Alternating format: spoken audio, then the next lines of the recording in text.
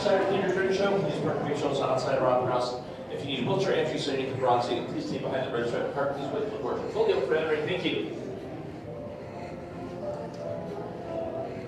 All good Opera House, please join us into our back lobby. Our doors are being open for the next minute or so. Please join us. Come on. For this presentation, here you go, Mr. Lee.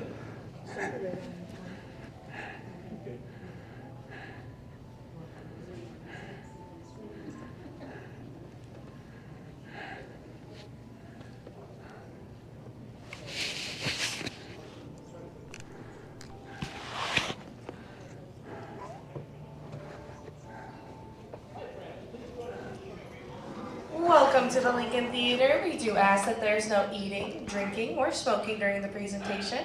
And as a courtesy to the guests around you, please no photography or video recording of any kind. At this time, we ask that you please silence your cell phones. And if you need to exit the theater for any reason, including the conclusion of our show, please do so to the doors to your far right. If you need to leave early, just go ahead and give those doors a push, head to your left through the curtain, and off to Main Street, USA. This show first premiered at the World's Fair in 1964, alongside the Carousel of Progress and It's a Small World. It came to Opera House in 1965, and it's a Disneyland gem because Walt Disney himself originally directed it. Now through the magic of Disney, it is my pleasure to present Great Moments with Mr. Lincoln.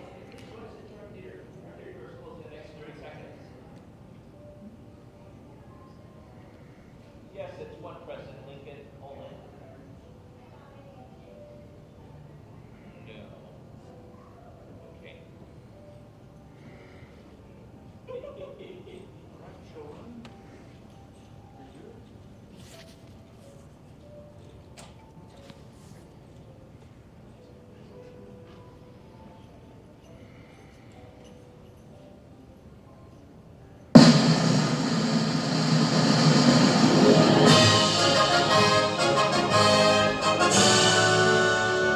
Ladies and gentlemen, we welcome you to Great Moments with Mr. Lincoln.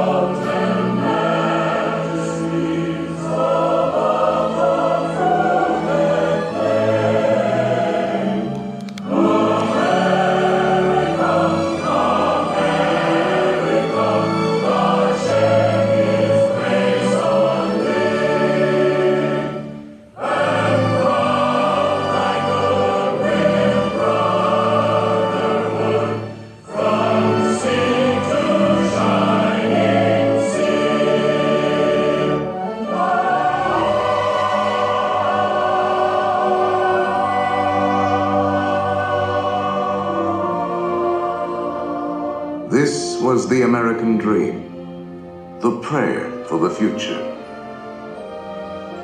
But that golden goal was not to be had without cost. The American way was not gained in a day. It was born in adversity, forged out of conflict, perfected and proven only after long experience and trial. In all of history, no man was dedicated to this dream more than the 16th President of these United States, Abraham Lincoln. Here in his own words is what he once wrote about himself. For at that time, very few people outside Illinois knew very much about this man from the prairie. I was born February 12th, 1809, in Hardin County, Kentucky. My father removed from Kentucky to what is now Spencer County, Indiana, in my 8th year. It was a wild region, with many bears and other wild animals still in the woods. There I grew up. I was large for my age, and had an axe put into my hands at once. And from that to my 23rd year, was almost constantly handling that most useful instrument. I think that the aggregate of all my schooling did not amount to 1 year. At 21, I came to Illinois. Thought of trying to study law. Rather thought I could not succeed at that without better education. I borrowed some law books, took them home, and went at it in good earnest. In 1854, the law profession had almost superseded the thought of politics in my mind, when the repeal of the Missouri Compromise aroused me as I had never been before. What I have done since then is pretty well known.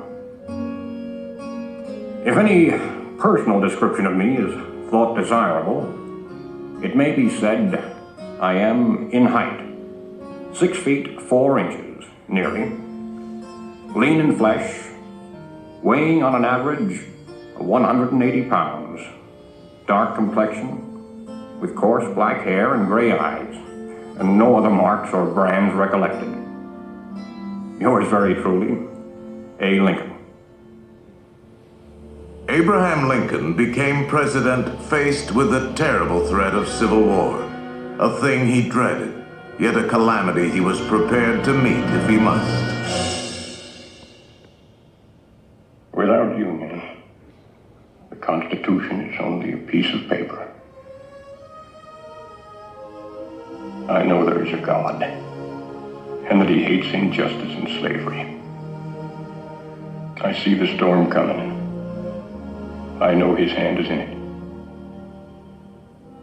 If he has a place, work for me, and I think he has, I believe I'm ready. And with God's help, I shall not fail.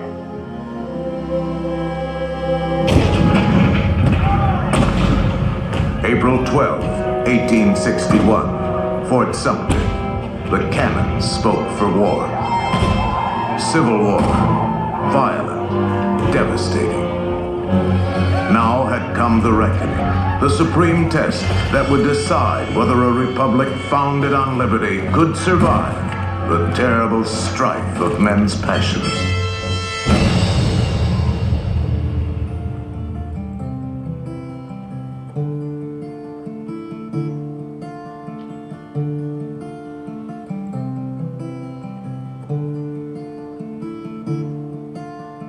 Two brothers on their way, two brothers on their way, two brothers on their way. One wore blue and one wore gray. One wore blue and one wore gray as they marched along their way. The fife and drum began to play, all on a beautiful morning.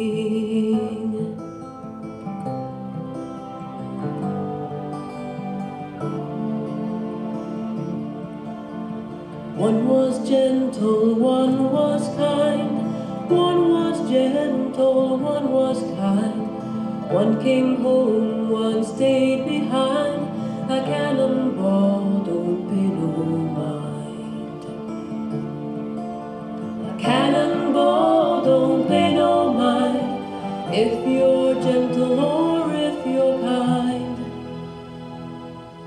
It don't think of the folks behind, all on a beautiful morning, all on a beautiful morning.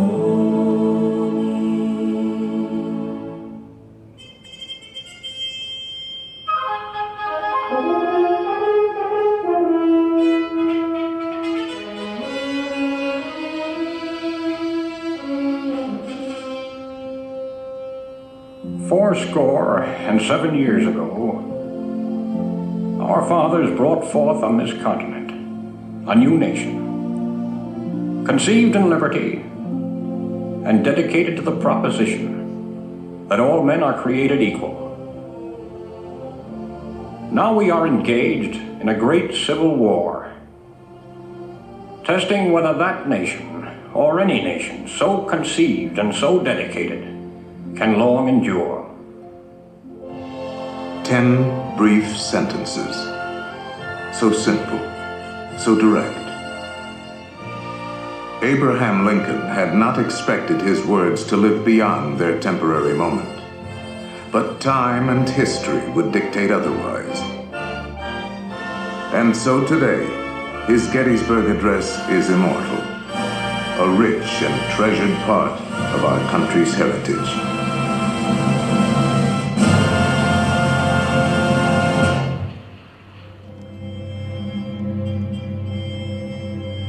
We pay tribute here not to a man who lived a century ago, but to an individual who lives today in the hearts of all freedom-loving people. His prophetic words are as valid for our time as they were for his.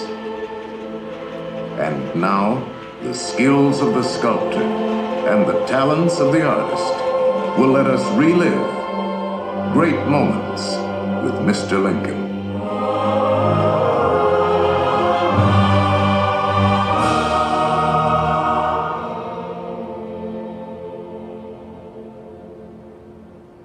The world has never had a good definition of the word liberty. And the American people just now are much in want of one. We all declare for liberty, but in using the same word, we do not all mean the same thing. What constitutes the bulwark of our liberty and independence? It is not our frowning battlements, our bristling seacoasts. These are not our reliance against tyranny. Our reliance is in the love of liberty, which God has planted in our bosoms. Our defense is in the preservation of the spirit which prizes liberty as the heritage of all men, in all lands, everywhere. Destroy this spirit, and you have planted the seeds of despotism around your own doors.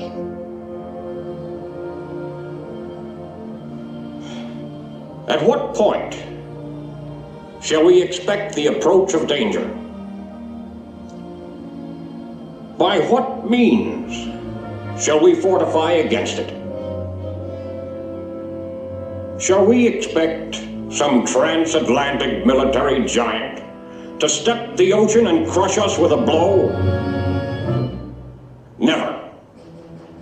All the armies of Europe, Asia, and Africa combined could not by force take a drink from the Ohio or make a track on the Blue Ridge in a trial of 1,000 years. At what point, then, is the approach of danger to be expected? I answer, if it ever reach us, it must spring from amongst us. It cannot come from abroad. If destruction be our lot, we ourselves must be its author and finisher. As a nation of free men, we must live through all times, or die by suicide. Neither let us be slandered from our duty by false accusations against us, nor frightened from it by the menaces of destruction to the government, nor of dungeons to ourselves. Let us have faith that right makes might. And in that faith, let us to the end dare to do our duty as we understand it.